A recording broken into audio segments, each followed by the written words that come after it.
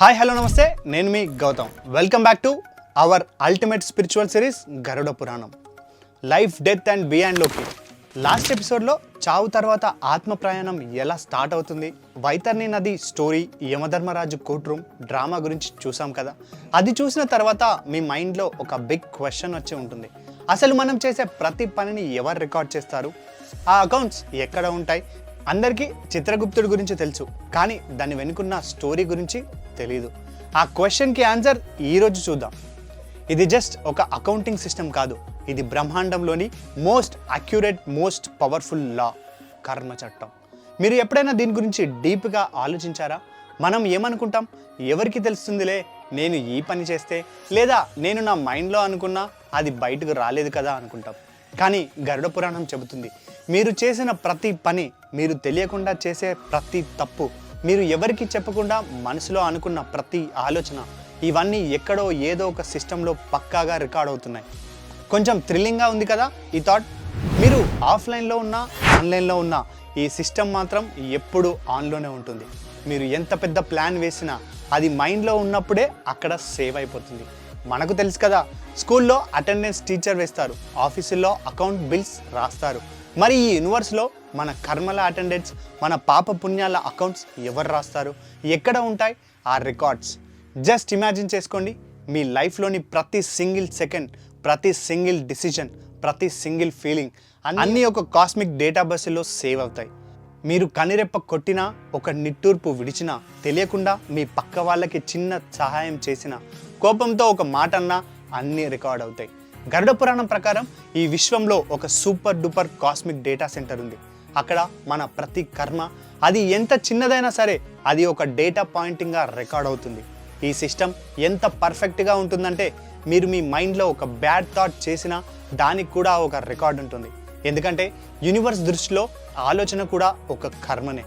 ఇది మనం వాడే హైటెక్ సాఫ్ట్వేర్స్ కంటే కూడా చాలా చాలా అడ్వాన్స్డ్. దీన్ని ఎవరు హ్యాక్ చేయలేరు, డేటాని కరప్ట్ చేయలేరు, ఎరైజ్ కూడా చేయలేరు. ఇది ఒక ప్యూర్ అన్టచబుల్ సిస్టమ్. అంతేకాదు, ఈ డేటాబేస్ రియల్ టైంలో అప్డేట్ అవుతూ ఉంటుంది. మీరు ఒక మంచి పని చేయాలన్నా సంకల్పించుకోగానే ఆ పాజిటివ్ ఎనర్జీ ఒక డేటా పాయింట్గా రికార్డ్ అవుతుంది. అలాగే ఒక నెగిటివ్ ఆలోచన మెథడ్లో రాగానే దానికి సంబంధించిన ఎనర్జీ కూడా అక్కడ సేవ్ అవుతుంది. అంటే మీరు ఎంత టెక్ సేవినెస్ చూపించినా ఈ యూనివర్సల్ టెక్నాలజీ ముందు మనం చాలా చిన్నవాళ్ళం.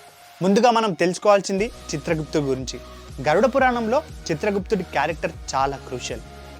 ఇతన్ని యమధర్మరాజుకు మెయిన్ అకౌంటెంట్గా చెప్తారు. మన భూమి మీద అకౌంటెంట్స్ ఎలా అయితే లెడ్జర్స్, బుక్స్ మెయింటైన్ చేస్తారో, చిత్రగుప్తుడు కూడా అలాగే ప్రతి జీవి యొక్క లైఫ్ హిస్టరీని, అంటే వారి కర్మల ఖాతాలను రాస్తాడు. ఇతను కేవలం రాస్తాడని అనుకుంటే బిగ్ మిస్టేక్. ఇతను అంతరిక్షంలో ఉండే ఒక ఆర్టిఫిషియల్ ఇంటెలిజెన్స్ సూపర్ కంప్యూటర్ లాంటి వాడు. కానీ అది మన ఐ కంటే మిలియన్ రేట్లు బెటర్. మన థాట్ రాకముందే, మన మనసులో ఏర్పడిన సంకల్పం నుంచే అతని రికార్డ్ స్టోర్ అవుతుంది. ఉదాహరణకు, మీరు ఒక డిసిజన్ తీసుకునే ముందే కొన్ని ఆప్షన్స్ ఆలోచిస్తారు కదా.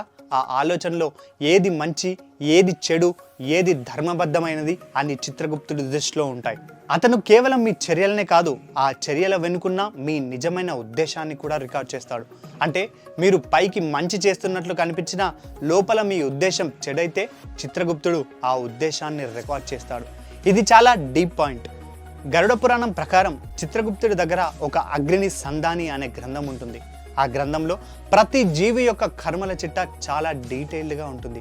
మీరు భూమి మీద ఎక్కడ పుట్టారు, ఏ లాంగ్వేజ్ మాట్లాడారు, ఏం తిన్నారు, ఎవరిని కలిశారు, ఎలాంటి డిసిజన్స్ తీసుకున్నారు, ఎవరికి హెల్ప్ చేశారు, ఎవరిని బాధ పెట్టారు, ప్రతి చిన్న డీటెయిల్ కూడా అక్కడ ఉంటుంది. ఊహించండి, మీ లైఫ్ని ఒక సినిమా స్క్రిప్ట్లా అతను రాస్తున్నాడు. అది కూడా మీరు ఆ సినిమాలో యాక్ట్ చేసేటప్పుడే. మీరు ఎక్కడ ఉన్నా, ఏం చేసినా ఆ కెమెరా మిమ్మల్ని ట్రాక్ చేస్తూనే ఉంటుంది. అది రాత్రి పగలు తేడా లేకుండా, మీరు ఒంటరిగా ఉన్నా, గుంపులో ఉన్నా, మీ ఆత్మకు మాత్రం తెలిసిన మీ లోపల మాటలు సైతం అక్కడ రికార్డ్ అవుతాయి. దీనిని ఎవరూ దాచలేరు, కప్పిపుచ్చలేరు. ఇక్కడ ఒక ఇంపార్టెంట్ పాయింట్ గమనించాలి.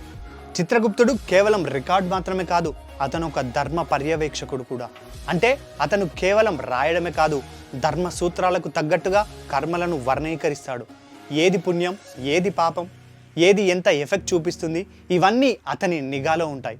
అందుకే యమధర్మరాజు తీర్పిచ్చే ముందు చిత్రగుప్తుడు లెక్కల్ని ఆధారంగా తీసుకుంటాడు. మన హైకోర్టులో జడ్జికి క్లర్క్ ఎలా అయితే అన్ని కేస్ డీటెయిల్స్ అందిస్తాడో చిత్రగుప్తుడు యమధర్మరాజుకు కూడా అలాగే అందిస్తాడు.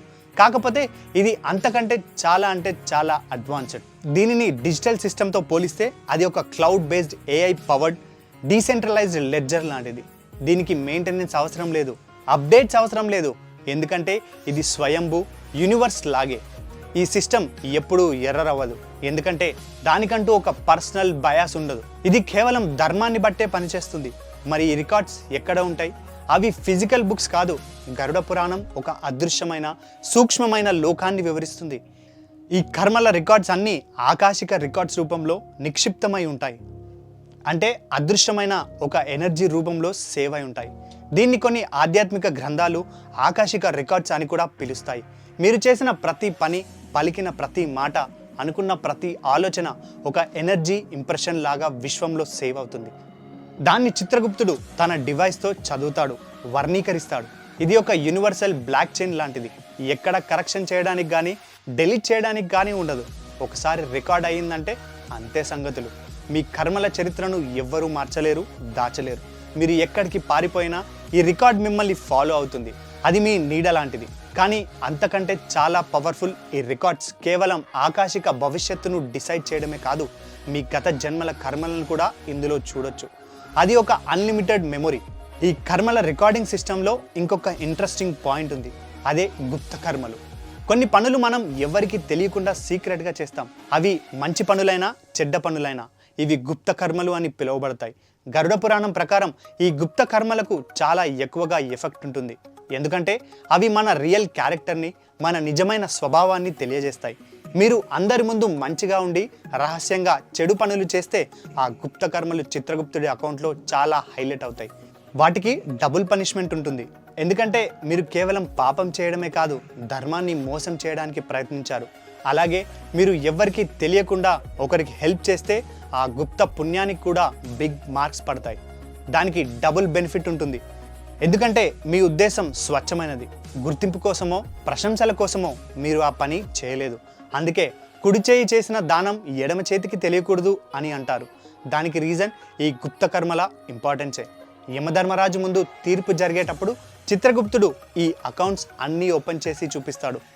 అక్కడ మీరు ఎంత గ్రేట్ పర్సన్ అయినా, ఎంత చిన్న పర్సన్ అయినా, మీ స్టేటస్ ఏమిటైనా సరే, మీ కర్మల బ్యాలెన్స్ షీట్ మాత్రమే మాట్లాడుతుంది. అక్కడ అబద్ధాలు చెప్పడం కుదరదు, సాకులు చెప్పడం కుదరదు. ఎందుకంటే మీ కర్మల రికార్డ్స్ మీకన్నా ఎక్కువ నిజాయితీగా ఉంటాయి. మీరు మీ మైండ్లో మర్చిపోయిన ఇన్సిడెంట్స్ కూడా అక్కడ స్పష్టంగా కనిపిస్తాయి. ఇది ఒక కాస్మిక్ కోర్ట్ రూమ్. అక్కడ నిజం తప్ప ఇంకేమీ ఉండదు. ఇది ఒక రియాలిటీ షో లాంటిది. కానీ అక్కడ డ్రామా లేదు, ఓన్లీ ఫ్యాక్ట్స్. మీ పాప పుణ్యాలకు సాక్ష్యం మీరే, మీ కర్మలే. ఆత్మకు తాను చేసిన ప్రతి కర్మ అక్కడే ఒక 3D వీడియోలాగా కనిపిస్తుందంట. అది చూస్తూ తాను రియలైజ్ అవుతాడంట. కానీ అప్పటికే చాలా ఆలస్యం అయిపోయింది. అప్పుడు మీరు చేసిన ప్రతి దానం, పుణ్యం, అపరాధం, ద్రోహం, మీ ప్రతి ఆలోచన, ప్రతి మాట కూడా పక్కాగా లెక్కల్లోకి వస్తాయి. మీకు తెలుసా, గరుడ పురాణంలో ఒక ప్రస్తావన ఉంటుంది. మీరు ఎవరినైనా మీ మాటలతో బాధ పెడితే అది కూడా ఒక పాపంగానే రికార్డ్ అవుతుంది. అంటే మనం ఎంత అప్రమత్తంగా ఉండాలో ఆలోచించండి. మీ మనసులోంచి పుట్టిన ద్వేషం, అసూయ కూడా అక్కడ లెక్కల్లోకి వస్తాయి. So just be careful with your thoughts and words. అవి మీ కర్మల అకౌంట్ని ఎఫెక్ట్ చేస్తాయి, మీ భవిష్యత్తును నిర్ణయిస్తాయి. ఇది మిమ్మల్ని భయపెట్టడం కోసం కాదు, ఇది ఒక ఓల్డ్ స్కూల్ మిర్రర్. మీరు చేసిన పనులను చూసుకోవడానికి ఇది మీకు ఒక పర్ఫెక్ట్ గైడెన్స్ ఇస్తుంది. ఈ భూమి మీద ఉన్నప్పుడు మనం ఎలా జీవించాలని, మనం చేసే ప్రతి కర్మ అది ఎంత చిన్నదైనా ఎంత పెద్దదైనా సరే అది మన భవిష్యత్తును డిసైడ్ చేస్తుంది. అందుకే మన పెద్దలు ఎప్పుడు మంచి పనులు చేయమని, ధర్మాన్ని పాటించమని చెప్తారు. ఇది ఒక స్పిరిచువల్ కోడ్ ఆఫ్ కండక్ట్.